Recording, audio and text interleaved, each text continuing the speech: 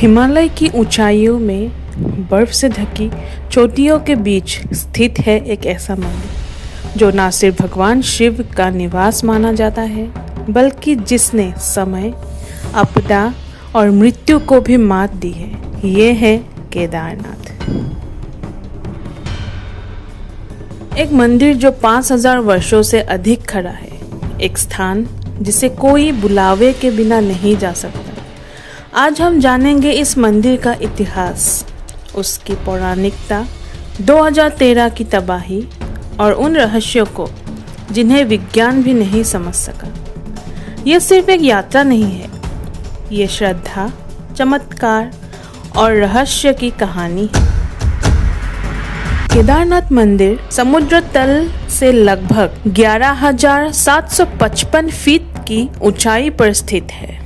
चारों ओर बर्फ की चादर, मंदाकिनी नदी का कलकल और बर्फ से ढकी चोटियां। कहा जाता है कि इस मंदिर का निर्माण पांडवों ने महाभारत काल के बाद किया था। पांडव अपने पापों के पश्चाताप के लिए भगवान शिव की खोज में निकले थे। शिव जी उनसे रुष्ट थे और उन्होंने भैंस का रूप लेकर उत्तराखंड की इन पहाड़ियों में छुप गए। पांडवों ने शिव को पहचान लिया। तब भगवान शिव ने अपने शरीर को 5 भागों में बांट दिया।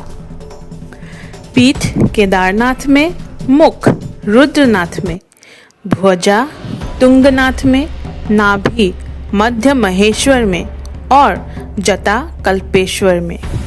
इन 5 स्थलों को पंच केदार कहा जाता है, लेकिन इन सब में केदारनाथ सबसे प्रमुख है। 8वीं शताब्दी में आदि शंकराचार्य ने इस मंदिर का पुनर्निर्माण कराया और पास ही समाधि ली। केदारनाथ मंदिर उस काल का वास्तु चमत्कार है। बिना सीमेंट, बिना लोहा, केवल बड़े पत्थरों से बना। कहा जाता है कि यह मंदिर 6000 साल पुराना है। केदारनाथ सिर्फ एक मंदिर नहीं है, ये एक ऐसा स्थान है जहाँ प्रकृति, आस्था और ऊर्जा का एक साथ प्रवाहित होता है। मंदिर की दीवारें बर्फ से भी गर्म रहती है। अंदर स्थित शिवलिंग पर कभी बर्फ नहीं जमती। मंदिर के पास स्थित त्रिशूल हजारों वर्ष से खड़ा है, लेकिन आज तक गिरा नहीं। मंदिर के पीछे एक विशाल शिला है जिसे ब्रह्मशिला कहा जाता है, लेकिन यह शिला 2013 में चमत्कार का कारण बना।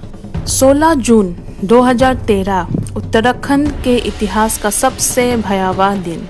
भीषण वर्षा, भूस्खलन और बादल फटने के वजह से पूरी केदारनाथ घाटी बर्बाद हो गई। हजारों लोग मारे गए, पूरा शहर मलबे में तब्दील, लेकिन मंदिर खड़ा रहा, अक्षत, अविचल, अडिग। ब्रह्मशिला ने मंदिर के पीछे से आने वाली तबाही को रोक दिया। उसके सामने खड़ा मंदिर बच गया, लेकिन उसके चारों ओर सब कुछ तबाह हो गया। यह चमत्कार था, यह भगवान शिव का साक्षात संरक्षण। विज्ञान अब तक जवाब नहीं दे पाया।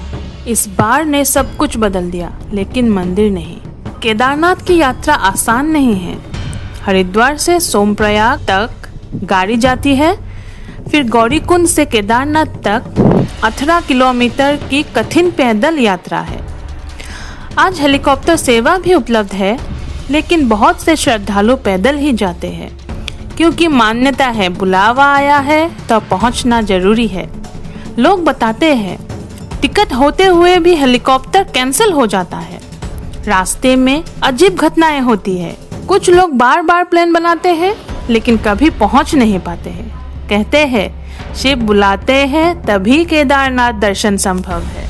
केदारनाथ मंदिर बिना किसी आधुनिक तकनीक के इतने भारी पत्थरों से बना है कि आज भी इंजीनियर हैरान हैं।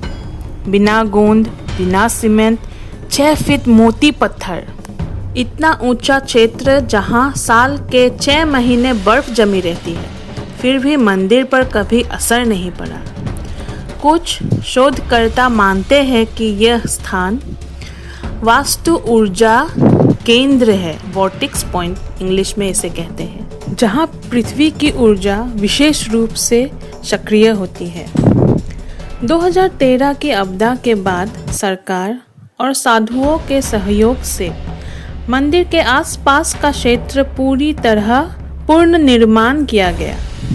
चौड़ा मार्ग, नई सुरक्षा व्यवस्था, मौसम मॉनिटरिंग सिस्टम। पुनर्निर्माण में सबसे आगे रहे हमारे प्रधानमंत्री मोदी जी, जो स्वयं कई बार पैदल यात्रा कर चुके हैं।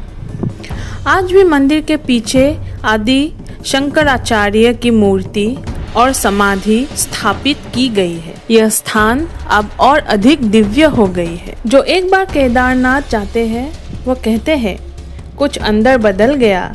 वहाँ की हवा, वो मौन, वो हिमालय की गूंज, ऐसा लगता है कि समय रुक गया है, जैसे शिव स्वयं वहाँ विराजमान हो।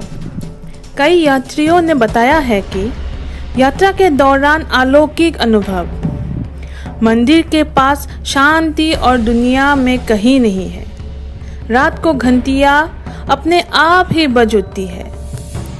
इस मंदिर में सिर्फ दर्शन नहीं होते, यहाँ आत्मा जगती है। केदारनाथ केवल मंदिर नहीं है, ये शिव का घर है। क्या आपने केदारनाथ के दर्शन किए हैं या कभी आपको बुलावा आया है? अपने अनुभव नीचे कमेंट करें। अगर आप ऐसे और रहस्य, भक्ति और ऐतिहासिक वीडियो चाहते हैं, चैनल को सब्सक्राइब करें और बेल आइकन दबाना ना भूलें। हर हर महादेव।